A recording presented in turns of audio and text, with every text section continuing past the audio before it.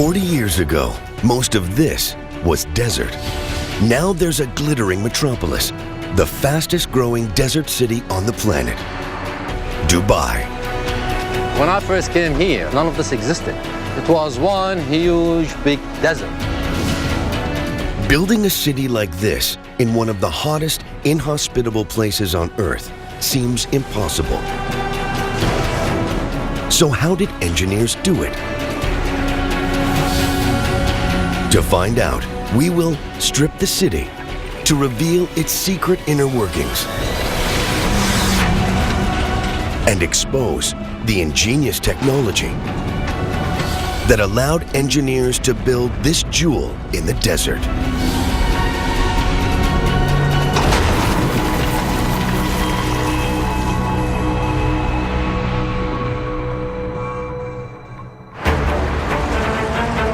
"8 a.m. in Dubai. Temperatures will soon reach over 100 degrees Fahrenheit. But Dubai's 2 million citizens don't have to worry about the scorching heat or know much about the technology that keeps them alive. The city's most visible techno-marvel is the Burj Khalifa. Half a mile high, almost twice as tall as the Empire State Building. It's the tallest skyscraper in the world.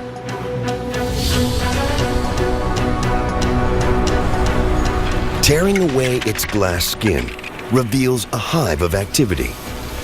Up to 35,000 people can live and work in this gigantic greenhouse. What stops them from being roasted alive? The short answer? Water. 200,000 gallons a day for this building alone. Finding this much water in one of the driest places on Earth was a huge challenge when the building boom began 40 years ago.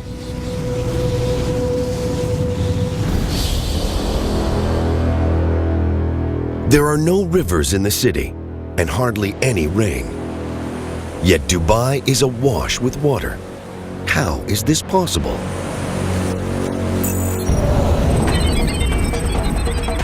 The answer lies 50 miles to the east in the Hajar Mountains. Geologist Catherine Goodenough knows this area like the back of her hand. She's part of a team that's producing an extremely detailed geological map of the United Arab Emirates. We've covered pretty much the whole of the UAE, done something like 30,000 observation points. We have to drive every track, we have to try and drive over most of the desert, we've had to climb mountain ridges and walk up wadis. Basically had to cover the whole country. On her mapping mission, Catherine discovered signs that the Emirates weren't always as dry as today. Here in this deep mountain valley, this wadi, we've got evidence of water everywhere that we look. The wadi itself is V-shaped. That pretty much tells you that the valley has been carved out by flowing water. And then we can see that all the rocks around here have been smoothed off, just planed off and eroded by the action of water. 2 million years ago, Dubai was a really wet place. Where the skyscrapers stand today, mighty rivers flowed through a lush, fertile floodplain. But over time, temperatures rose and the rivers ran dry. As the desert swallowed the area, the water seeped away. But it didn't all vanish. Some of it moved underground.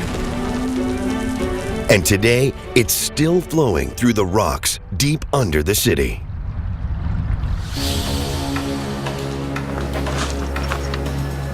When the water's flowing through the wadis, of course, it's flowing really quickly. But once it gets underground, it starts flowing around between sand grains and pebbles and so on.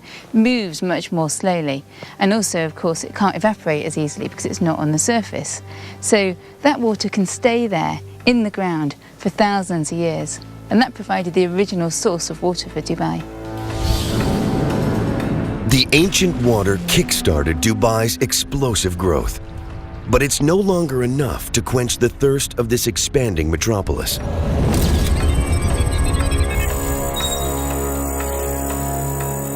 Today, the city relies on huge desalination plants that turns seawater into fresh water. But pumping the water around the city and into skyscrapers like the Burj Khalifa is a formidable challenge.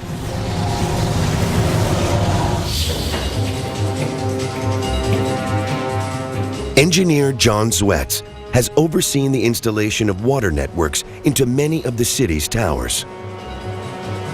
If we're able to just look at the water distribution infrastructure, one would see a myriad, almost like a spaghetti bowl of pipes.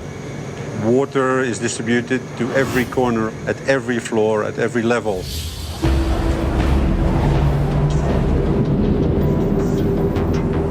Using a single giant pump to pipe water right to the top of a building as tall as the Burj Khalifa would be dangerous. Forcing water this high up takes extreme pressure, which could make the pipes explode. So engineers pump the water up in stages. First, to a huge reservoir on the 40th floor. Then, to a series of 200,000-gallon tanks, until it reaches the top of the building. Then the water simply flows back down under its own weight.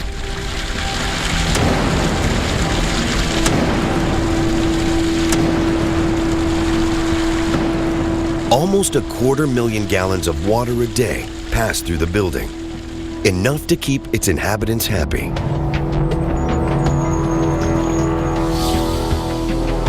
Engineers use this clever technology all over the city. Today, John's team is finishing up the water network in the Princess Tower, the world's tallest residential building. They must push water up 100 floors, more than 1/4 mile. What we're looking at here is the water tank on the 79th floor. When it reaches the 79th floor, it has already been stepped up 3 times.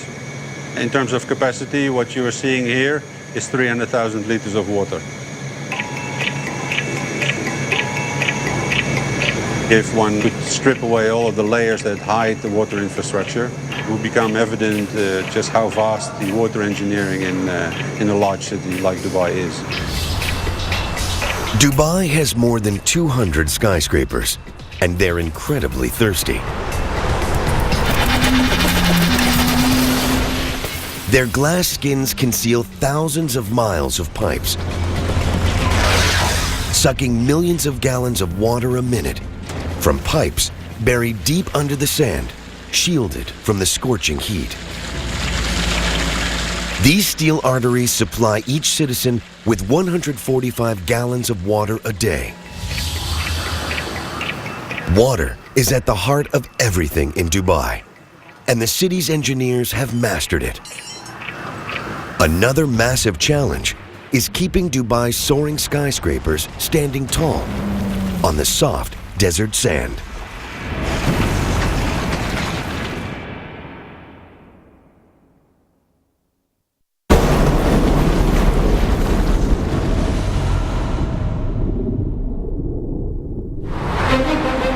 This is the most impressive street in the Middle East, Sheikh Zayed Road in Dubai. It's crammed with over 50 skyscrapers, more per block than in Manhattan. Each tower weighs up to 250,000 tons.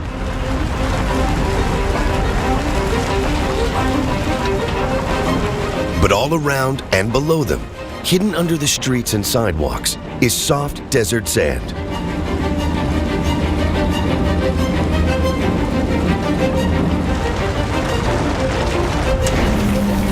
The big challenge for Dubai's engineers is to stop these towers from toppling over.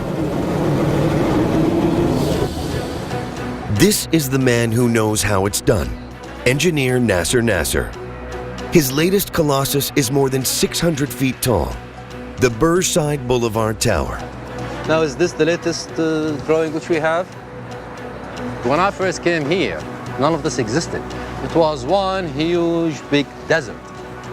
The only way to move around here was only in four-wheel drive. Now look at that. You have one of the most sophisticated and luxurious towns all over the world. The Burnside Boulevard is a steel and concrete Goliath. This building weighs about 100,000 tons. So that's a pretty heavy load.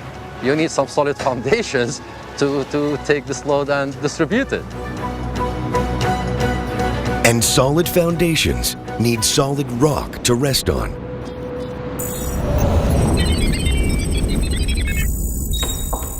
East of the city, in the Hajar Mountains, geologist Catherine Goodenough reveals the origins of Dubai's bedrock.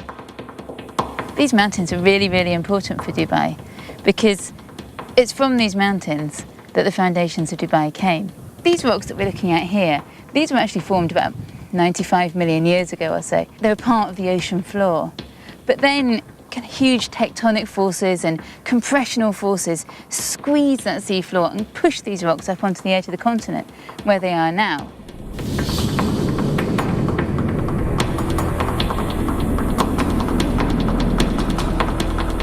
"30 million years ago, a crash of two continental plates thrust the Hajar Mountains 2 miles upwards.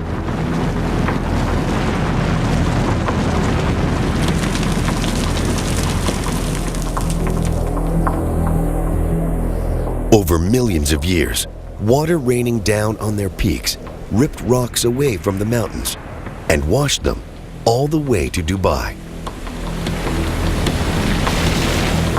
Here, they formed a thick layer of rubble. It's still visible today, where a road cuts through the hills. What I can see here is basically a pile of rubble, and it's made up of rounded rocks like this one. And because they're so rounded, I know that these lumps of rock were brought here by rivers. And what happened then was that fluids flowed through that gravel and started to deposit carbonate minerals. And that's these kind of whitish minerals here. And those carbonates formed a cement. The carbonates cemented the rubble from the mountains into bedrock. Today, this is buried up to 130 feet under the sand. That's why Dubai is one of the toughest places in the world to build skyscrapers. In normal countries, you have the bedrock at a very shallow depth. So then you go into it a few meters, and that would be the length that you require to hold the high rise. This is actually what we are dealing with here when we design. We have to worry about these sands, which are either loose or cemented. I mean, we're talking about such conditions existing until about 25 or 30 meters below the ground. To reach the bedrock, Nasser's team must drill through 115 feet of sand.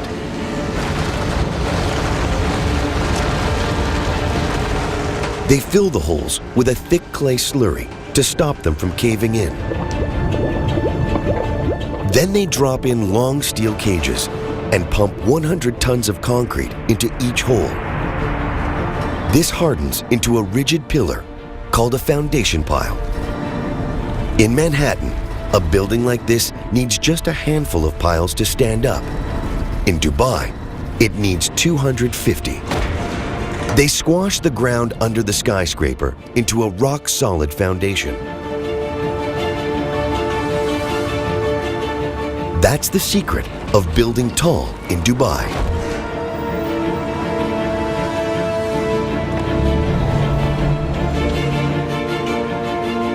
If you actually can visualize it and just look deep into the ground now, you would be actually looking at a concrete jungle with huge poles of 1 meter size. We have about 250 of them under this tower, and they stretch down to about 36 to 40 meters deep. A building like the Burnside Boulevard needs over 75,000 tons of concrete. Casting it in the desert heat is nearly impossible. Imagine in the summer, the temperature outside rotates around 50 degrees Celsius. Now, that is a lot of heat. If you start in the morning, for example, and you hit the high temperatures at 12, 1, 2 o'clock, then your concrete will simply be spoiled. You cannot. You're going to have such big cracks, you're going to have to destroy it. Cracks can cause buildings to crumble, so Nasser's team always works through the night to keep Dubai's skyline growing.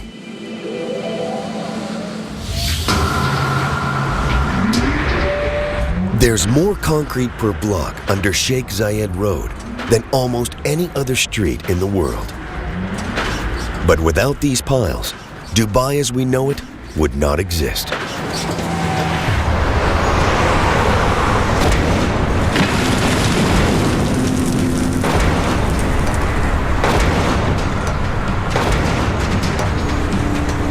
The city's engineers have cracked the challenge of anchoring skyscrapers in the sand.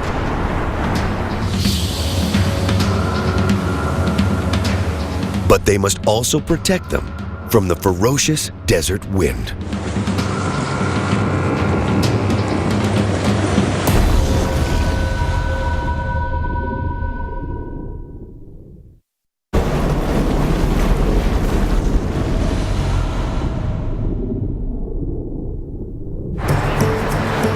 Dubai's extravagance is a magnet for the rich and famous, and this is the place where the wealthiest of them come to stay. The Burj Al Arab, one of the tallest and most expensive hotels in the world. A week in this 7-star palace could set you back $100,000. VIPs arrive 700 feet up on the helipad. Landing here isn't always a breeze. Today, wind speed peaks at 45 miles an hour, a challenge even for former Canadian Forces pilot Don Douglas. We're half a mile back, 300 feet above the LA deck, establishing on final, firming winds again. As we get lower, we'll just kind of load up the blades and anticipate for a little bit of turbulence. There's wind coming on one side of the strut and the other side, and then they kind of merge together, and it causes a little bit of turbulence. We're getting closer and slower, still on glide path, and we're going to start feeling the winds.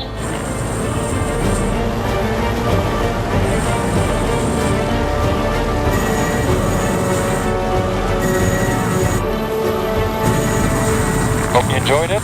Was that too turbulent? Rotor. No. Welcome back to the Burj Al Arab. Warning.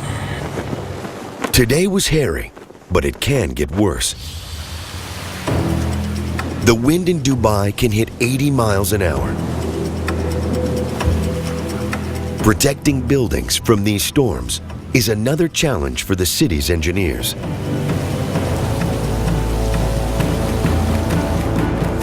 And this is the place where they come to test their designs. Tom Bell Wright runs an outdoor laboratory that can simulate a desert storm. Have you got this beam set up correctly for these guys over here? Tom's job is to test the cladding that makes up the skin of skyscrapers, and he uses an old aircraft engine as a giant wind machine. So this test today will test for everything that Mother Nature can throw at the building. If the system is going to fail, we're going to find out where it fails and how it fails.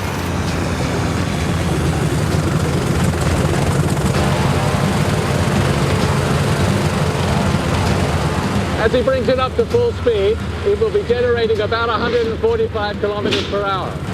The crew add water into the mix, so even tiny cracks in the panels show up.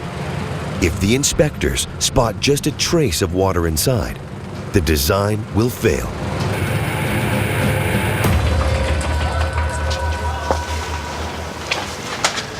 So how'd it go, guys? All good, I'm told. So that's that test out of the way. This dynamic test is a great test, that representative of the real weather that we get. It's the kind of forces that buildings have to be built to resist. But it's not enough just to protect the outer parts of a building.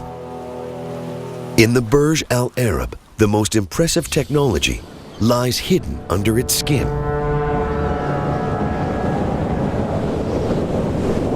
The winds blowing across the Gulf are so strong, they could bend or even break the building's concrete core. So engineers wrap the Burj Al Arab in a strong steel frame. bolted to a steel spine. An exoskeleton. This ingenious invention spreads the force of the wind and stabilizes the concrete core. Hidden inside the skeleton are shock absorbers. These move against the direction of the wind and reduce the motion even more, so guests can sip their expensive cocktails without feeling seasick.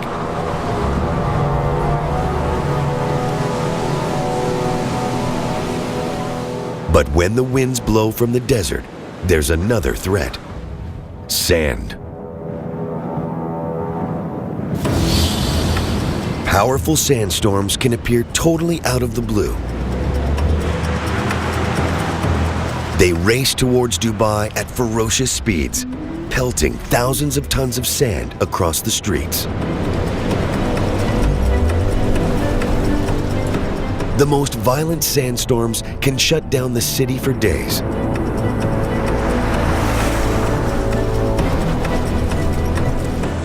This one, caught on tape, reduces visibility to just a few feet. Sandstorms wreak havoc on anything that's not tied down. They clog gutters, stop traffic, and ground planes. Dubai is in the firing line because it sits on the edge of the largest continuous stretch of sand in the world, the Rub al Khali Desert. It's not the place you want to be on a stormy day. The visibility just drops to nothing, and driving around in the dunes, you've really got to be able to see where you're going. Catherine has ventured deep into the Rub al Khali on her mapping mission. She's become a master in the science of dune driving.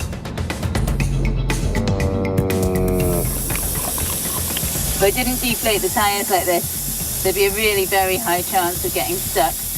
There's a bit more of an adrenaline rush driving in the desert than in the mountains. It's fast and it's furious. Going over the dune now, going over a dune edge, and it's just a question of letting the car drive. There's no point in touching the brakes, because if you do that, you just end up weighing in and you can end up in all sorts of trouble very quickly. Reading the contours of these dunes helps Catherine power across them. I'm just going to have to accelerate a bit to try and get up this bit of soft sand. And it gives her clues about how the wind interacts with them. Sand dunes are a bit like puzzles, really. There's quite a lot of information in them. Heading up this dune, I can see that the shallow side is where the wind's coming from, blowing the sand grains up the shallow side, and then they're blowing off down the steep side. It's quite breezy today, but most of the sand is still just rolling along the surface of the dunes here. As the wind gets stronger, it starts to pick up heavier grains of sand. When they crash back down, they release a myriad of dust particles. These billow high up into the air in dense clouds of driving sand. When they finally hit Dubai, they're not a welcome sight. Especially if you're the man in charge of health and safety at the Burj Al Arab. The sandstone will build up from the inland, and you can basically see it's like a big cloud that is running up here. The cloud is covering the whole of Burj, and we're looking at a speed of approximately 15 to 20 knots when it will hit the Burj. Everything is full of dust, everything gets dirty. 4 times a year, armed with jet washers, a daring crew get ready to launch themselves off the Burj Al Arab to give it a good scrubbing. This is a high-risk event because these people are completely relying on the ropes and the harnesses which they are wearing. The gusting wind makes this a tough job. It's currently running at 10 knots now, so it's getting very close to that borderline where we need to stop work and get the people back from the sail. It takes 14 nights to wash all the sand off the Burj Al Arab and make it gleam again for the visitors. Most of Dubai's wealth comes from a geological treasure, oil. Extracting it is another major challenge for engineers.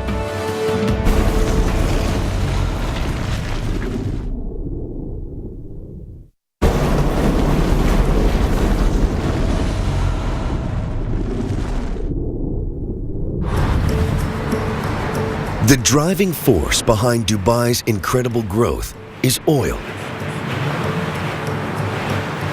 The Arabian Gulf region has more of it than anywhere else in the world, but tapping into the black gold is not easy. The waters off Dubai can be over 200 feet deep. And then there's up to 2 miles of sand and rocks sitting on top of the oil fields.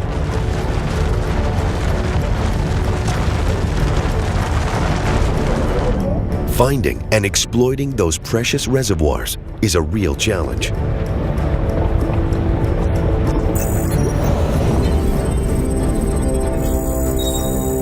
"10 miles from the city, in this construction yard, workers are building oil platforms that can take on the Arabian Gulf. Today, engineer Basil Georgakopoulos is launching a brand new one, called a jackup rig. The rig that we're building here is specifically designed for this region, the Arabian Gulf, where the water depths range up to about 200 feet. Looks like we're just about to kick off. The jackup rig is no ordinary oil platform. It's designed to be mobile and hunt for oil. Start rolling, start rolling. Traditional production rigs stand in one spot, fixed to foundations drilled deep into the seafloor.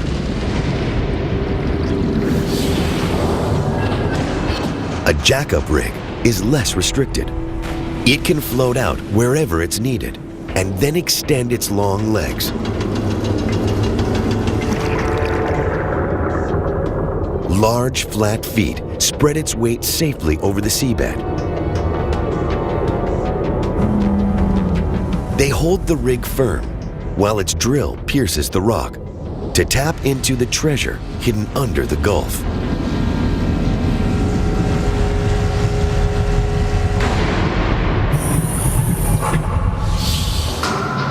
A rig like this costs $165 million to build, and we can have up to 1,000 people working on it at any one time. Such a big investment is only worth it because the returns out here are immense.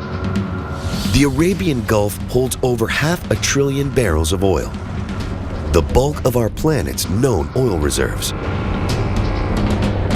How did so much oil end up in one place? Answers lie 15 miles north of the city, in a shallow lagoon. This is one of the kind of untouched bits of coastline, and I can see kind of zones that would be covered by the tide at high water. The tide has left behind thick layers of algae in the lagoon. It's got very dark, organic-looking stuff here along the tide line. I think this might be what we're looking for.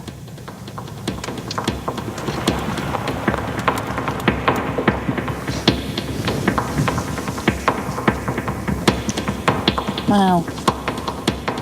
This is amazing. It's almost like a bit of old leather. But actually, it's a sheet of living organisms, or the remains of living organisms. The ancestors of these tiny organisms made the oil in Dubai. 200 million years ago, the area would have sat at the bottom of an ocean.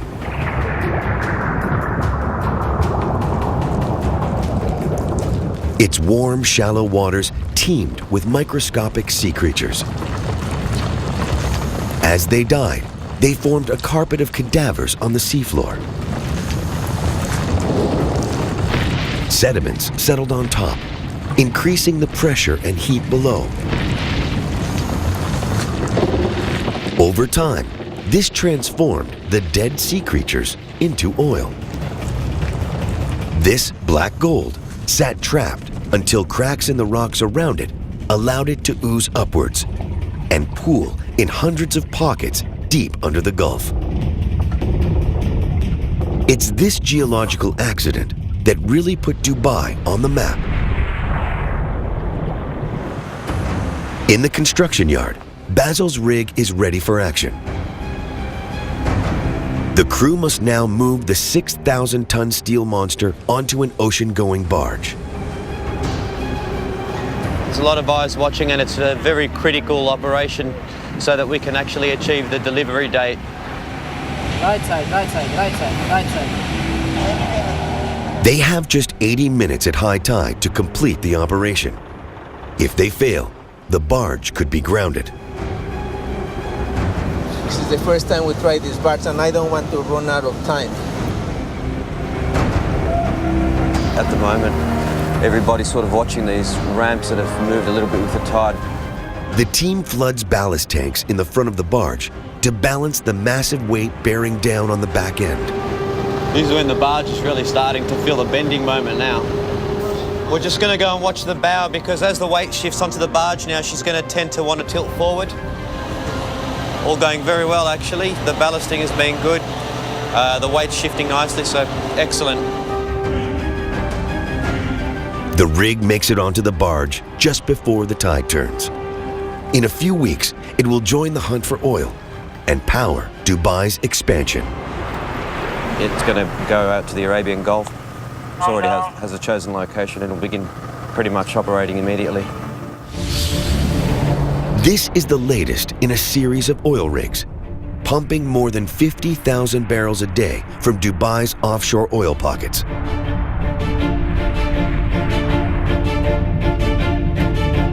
Together, they generate more than $1 billion a year for the city. Oil helped Dubai explode into the thriving economic hub it is today. But as more and more people flock here in search of a paradise retreat, the city is running out of space.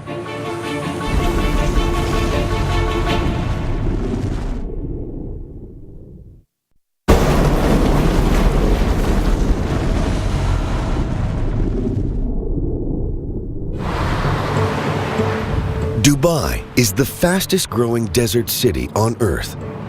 But to attract the super rich and sustain its growth, it needs to offer beachfront real estate, which is in limited supply. So engineers came up with this, the Palm Jumeirah, a man-made island shaped like a giant palm tree.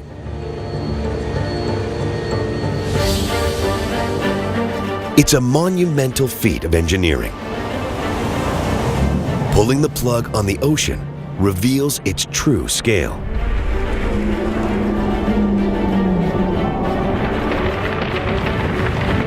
The size of 1,000 football fields. It sits inside a barrier made from over 7 million tons of rock.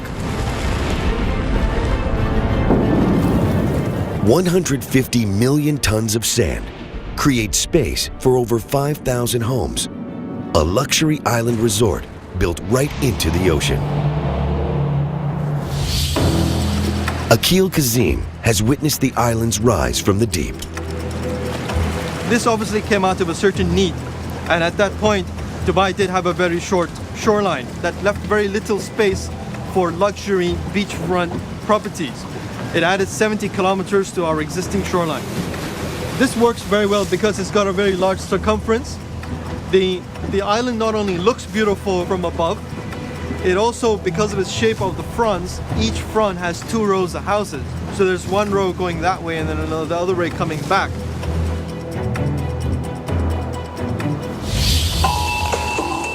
Man-made islands like the Palm are the ultimate way to expand the waterfront in Dubai. And this is the type of machine they use to build them.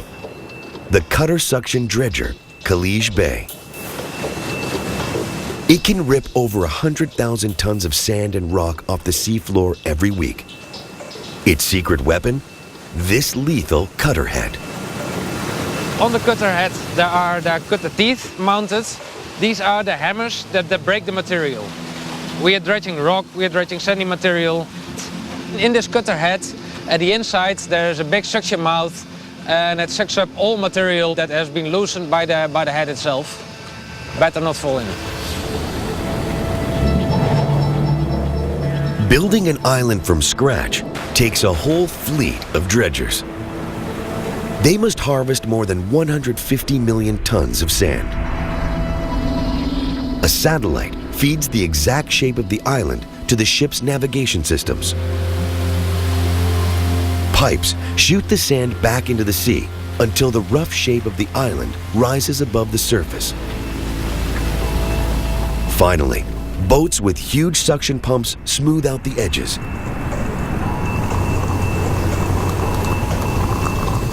Then the island is ready for people to move in.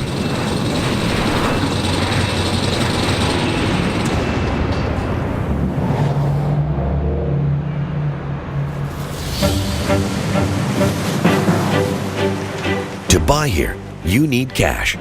Lots of it. The best plots sell for up to $50 million.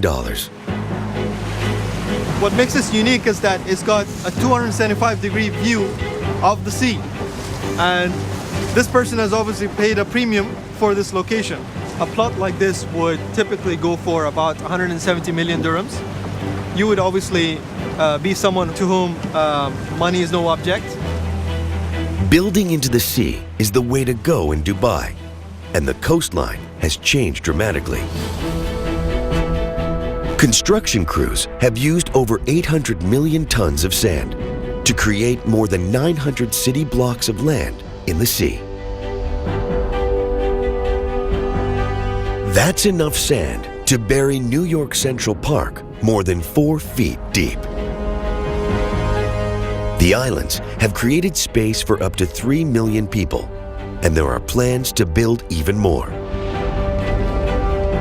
Together, they'll make the city's shoreline 7 times longer than it was.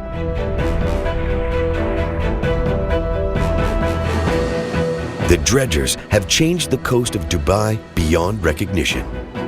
But nature is fighting back. The wind and currents threaten to drag the sand back out to sea.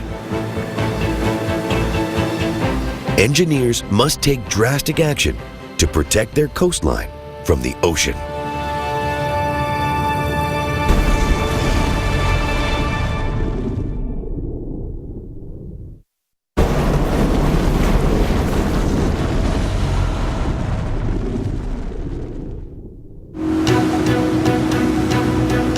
Miles from Dubai's coast, a team of divers is heading for the city's latest mega project.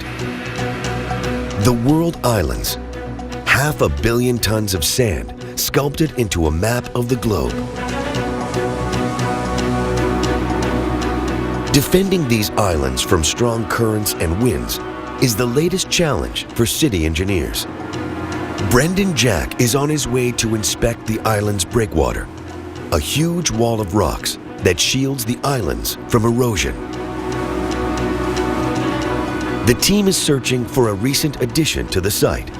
We're using the GPS to try and find the location of it because we haven't marked it on maps. We're keeping the location of it quiet. This top secret location is the site of one of the most daring projects ever undertaken in Dubai. About here? Okay. 4 years ago, divers discovered a huge coral reef, a rare find in these waters. But it lay at the entrance of a busy harbor, and the corals were dying.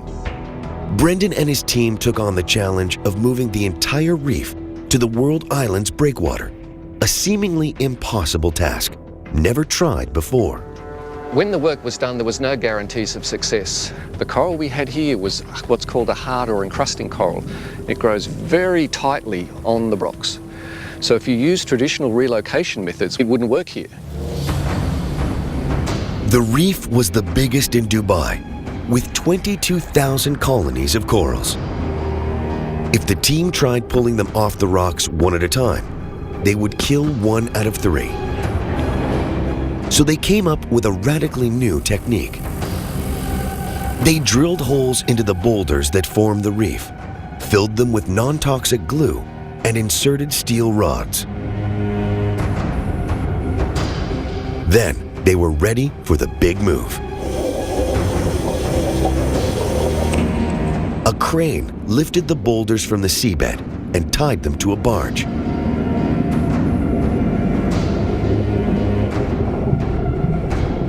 Now the crew could tow the corals 9 miles to their new home, so they never left the water.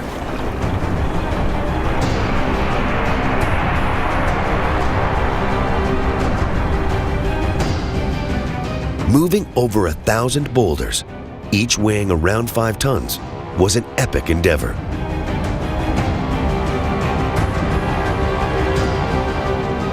The team had to tow them out to the World Islands and gently lower them onto the breakwater, hoping the corals were undamaged. They have been spread over the space of 10 football fields to give this coral the best chance it possibly has for survival and for growing more coral out here on the reef. Today, Brendan's divers are checking on the corals to see how they're doing. We're ready to dive? Okay. Rough weather stirs up the water. The swell that we're experiencing today is exactly why the reef is here. It is to provide that physical protection for the islands that have been created inside the breakwater. Normally, 1/3 of all relocated corals die. But on first count, over 90% on the World Island Reef are alive, a unique achievement. They must be on their way back up. How's it looking?